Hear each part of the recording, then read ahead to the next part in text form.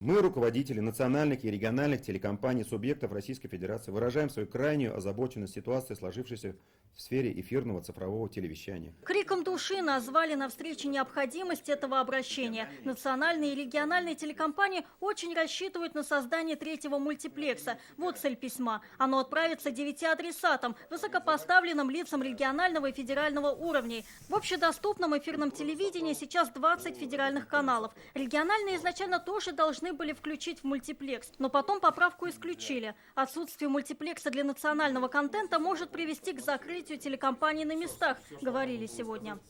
Мы стучались во все двери, но, к сожалению, нас пока не слышат.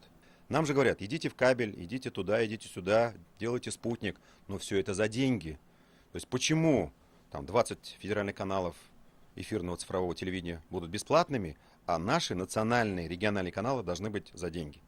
Это же неправильно, это неравенство. А это противоречит первоначальной идее создания цифрового телевидения. Главной задачей было свести к нулю социальное неравенство в области получения информации. Региональные телеканалы, а их в России десятки, сейчас находятся в неведении. Одно понятно, в худшем случае большинству придется искать альтернативные способы вещания, а это кабель и интернет. А у нас территория огромная, 3 миллиона квадратных километров. Как мы можем охватить всю Якутию, скажем, кабельными сетями? Поэтому нам эфир, и при том в цифровом качестве, очень нужен. Вопросов технических нету.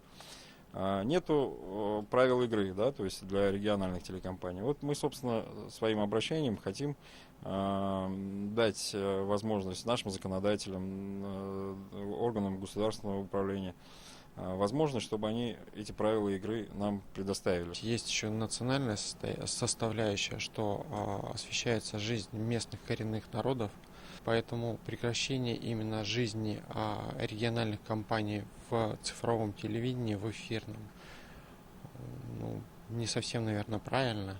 Раньше в первой двадцатке можно было найти как федеральные, так и местные каналы. Но после того, как законодательно был установлен порядок расположения обязательных каналов в сетке вещания операторов, те стали размещать региональные каналы так далеко, что зритель до них просто не добирается.